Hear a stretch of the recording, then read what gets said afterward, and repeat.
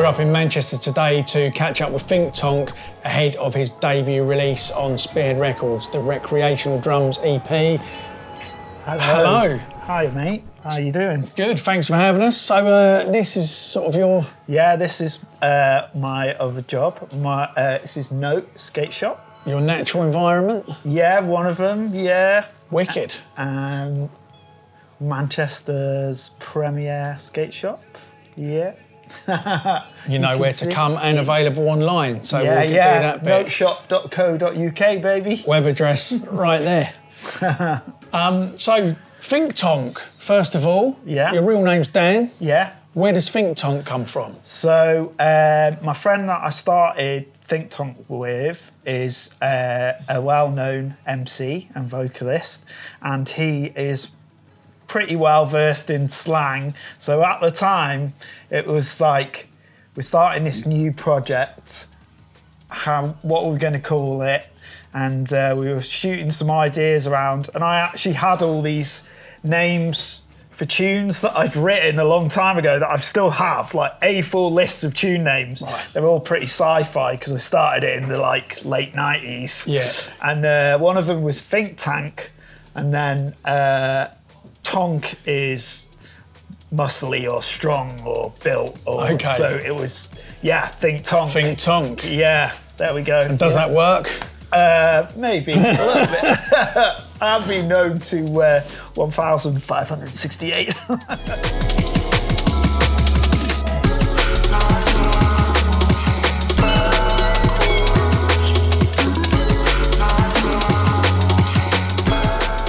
There's a pathway that you can see with people of my age, where it was you followed these little street cultures. There's breakdance, graffiti, BMXing, skateboarding, you know, rave, acid house, like jungle, drum and bass, and all these things. And there's so many people, and yeah, kind of I was into hip hop and into graffiti, and breakdancing was the first thing that I was into, and it led me to follow house music and this new thing that was keyboards and samples, and it just seemed, and it had, you know, it was dancing as well, so it was like, yeah, these cool things that I liked. And yeah. And you tell us earlier you got a couple of happy hardcore releases out there somewhere, yeah, right? I had one. I normally keep it quite quiet because drum and bass people... No, we're exposing that now. Yeah, drum and bass people were pretty snooty Don't be afraid of your roots. No, we were all in the sanctuary, we were all in the same warehouse for a while. It's true. But yeah, kind of, there's a few other people, well, he's not doing that much these days, but Hamilton, who was a Ram artist, he was a really big hardcore, he was a happy producer. Yeah, Ham. Yeah. DJ Ham. Yeah, didn't realise that was the same guy. Yeah, and then there's someone else who I won't mention who got a bit uncomfy when I was asking them about it. They still were like trying to hide their past. But yeah, my hardcore tune was called Midnight Express. There is a pipe organ version on YouTube where someone's played it on a church organ in Dundee.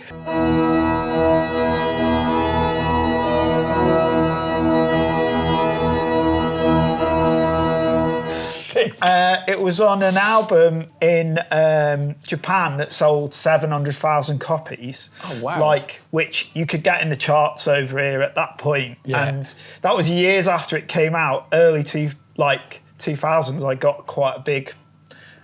Well, I mean, that's probably, you know, drum and bass people might get a bit snooty about it, but that's probably more units than anybody in drum and bass has sold. Yeah, so. Big in Japan, that's why I always get, like, teased about it. I bought an Audi with that money, so not to be sniffed at. No, man. But yeah, like, I think people...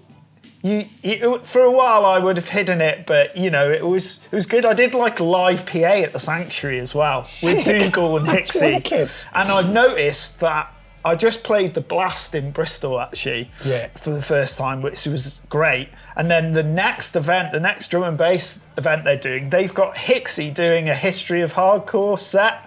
So you might have a resurgence again. You never know, yeah. And I did actually go on, and BCee has a show on Rinse as well. So I feel like it's the 140 dubstep people. They're kind of like creeping in with like some of the more breakbeaty happy hardcore, or not so happy, but yeah. So yeah, Midnight Great Express. Stuff, man. Hopscotch. That was my name. Hopscotch. Yeah. Wicked. Right, look out for Hopscotch. I've got a feeling the play's going to go through the roof again. So. Live PAs, mad, pretend mining.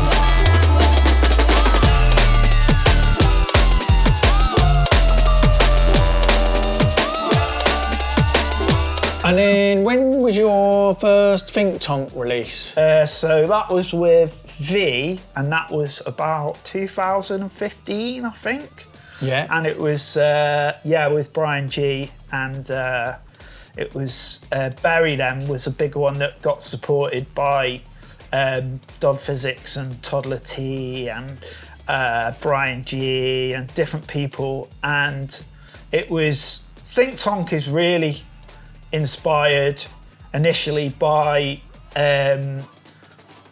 Caribbean music, by dancehall, reggae, and like soca, another form of Caribbean music a little bit.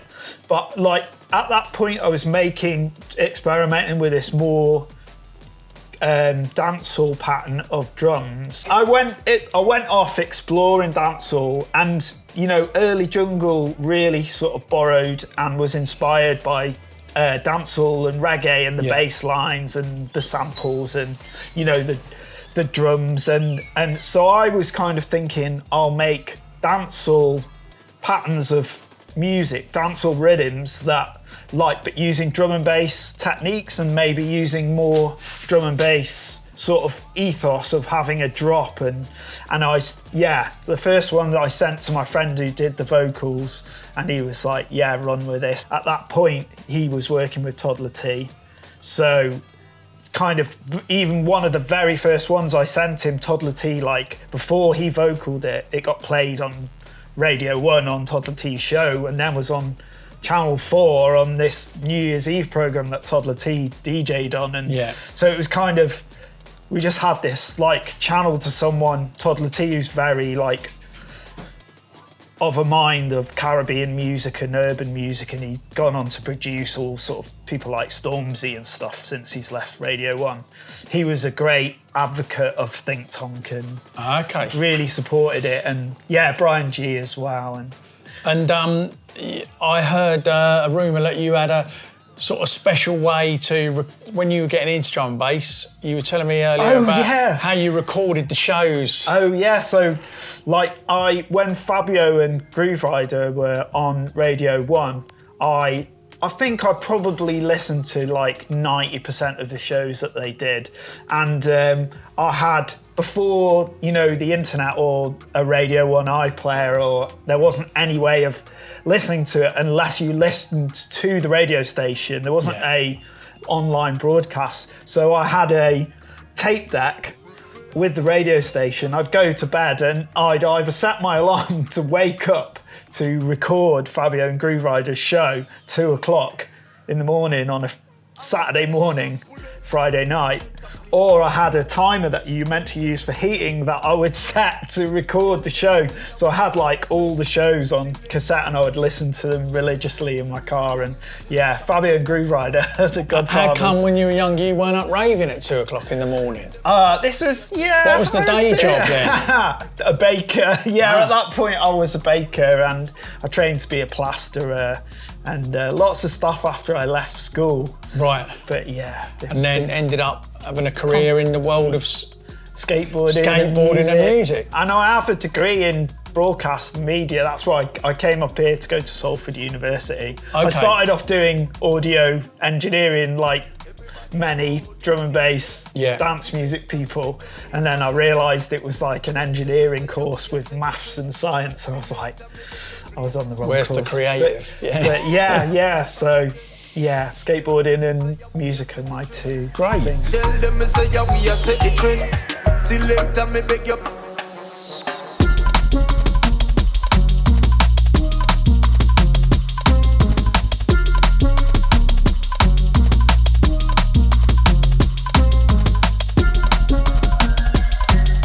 And one of your tracks that I've played quite a lot is, I think it's a remix by L-Side. Oh yeah. And is it What a Ting? Yeah, that's right. Yeah. How did that come about? Was that, did V set that up? Yeah, so my input was like, he did a great fit. He was making this great tune, kind of reminded me of like shadow boxing or some of the more sort of earlier big tunes, two-steppy drums, and I was kind of like, oh, can you take the pull it back to your direction? Can you take the jump up sounds out? And I was like, felt a bit like, I don't know, that's a bit rude, but at the same time, then it turned out to be wicked.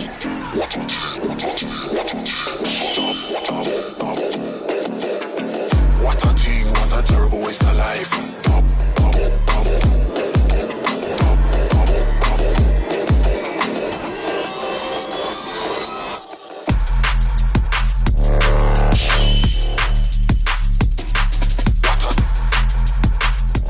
But yeah, so it worked really well. I think it's always really difficult with remixes, particularly when somebody else remixes a track that you're quite attached to and they want to put their brand on it and you want them to do their remix. Yeah. But it's sometimes really hard to let go of your own version. Yeah, yeah. But then sometimes, what's the point in having a remix if it still sounds like your version? In this case, that worked perfectly. Yeah, yeah. But yeah, I've had it myself and it's really difficult sometimes to let go. Yeah. He did great. He smashed it.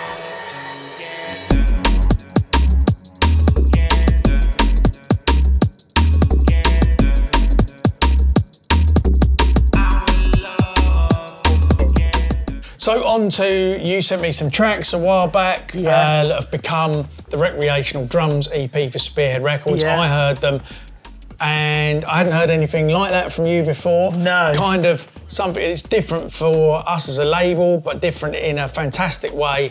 And I know you guys are gonna love it. Yeah, I can hear all the influences you've spoken about in there. Definitely. Still a bit dance floor. Anything you want to tell us about the tracks on that? The dancehall and Caribbean flavours are still definitely in there. Some of the vocal samples, and I didn't totally leave that behind. But I've been spending a lot of time with my friends Doggo and Mindstate, and they've been breaking through and making music, and it's very soulful, and the music that they like and I hear them play, it really got me interested and passionate in more traditional drum and bass again.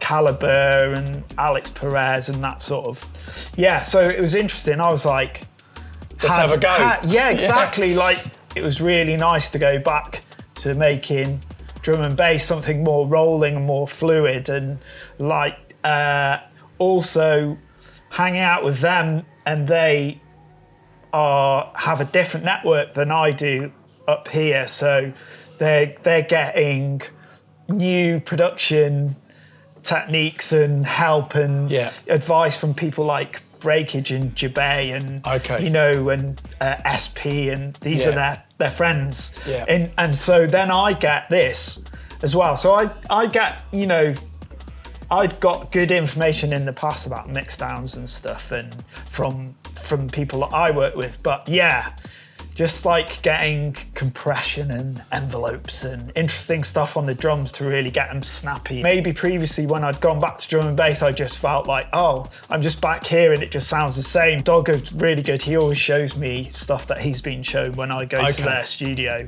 And it's exciting, and it, I think one of the best ways to learn drum and bass and learn stuff is just sit in the studio enough time with other people. You just you never stop learning as well. Like I've done music tech courses. I started an audio technology degree, and it doesn't beat watching somebody go, no, watch this. Oh, it's actually, I always think it seems surprisingly easy when you're in the studio with somebody. I think as well, the point where I was making before Think Tonk started, there was an obsession with loudness in drum and bass. Yes. And there was a lot of preset kicks and snares that were like, we use these kicks and snares for a reason because of where they sit in the mix. Yeah. So you have a kick that's 100 and you have a snare that's 200, and then you've got room for everything else, you know, and this, you know, like the wall of sound thing, where you're covering all the frequencies and it just makes it louder and bigger. And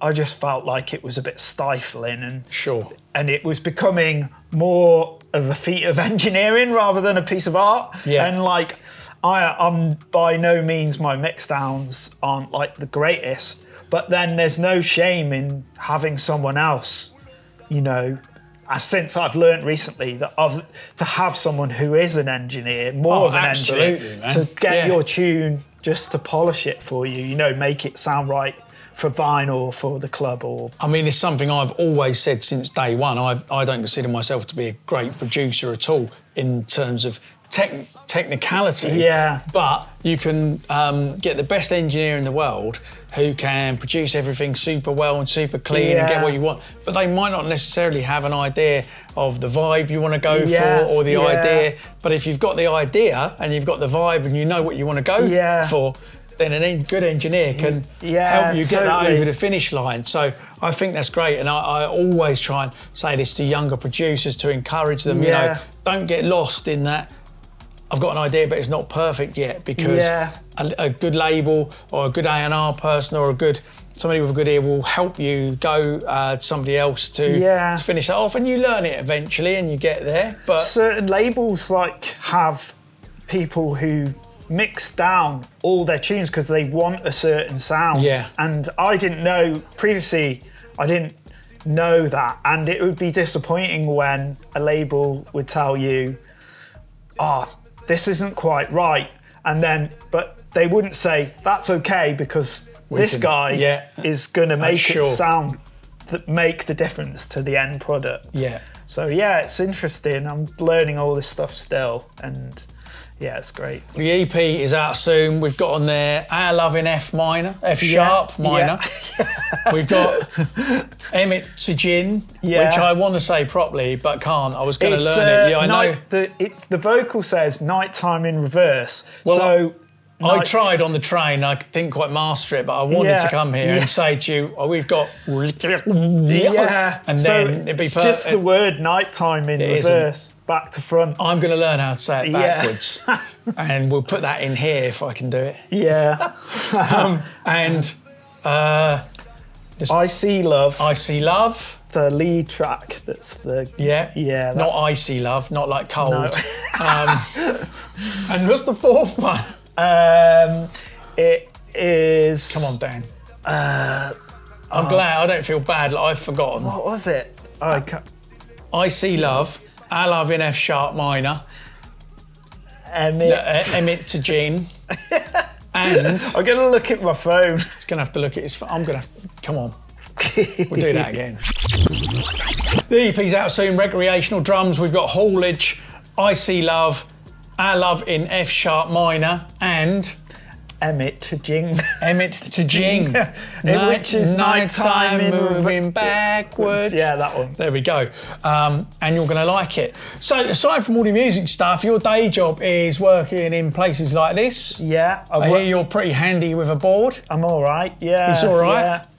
I work in the skate shop and I coach skateboarding, little kids skateboarding. So, okay. Yeah. So if you teach little kids skateboarding, do you teach ones that can literally do nothing? Yeah. Then I think the majority of them. I think today is going to be the day that you learn. I learned something. So we'll have a go. Or this video went in A&E. How do you move forward? Oh, here he is! Well done. That was it. Get on. That'll help. There you go. That'll help. Speed it up, yeah?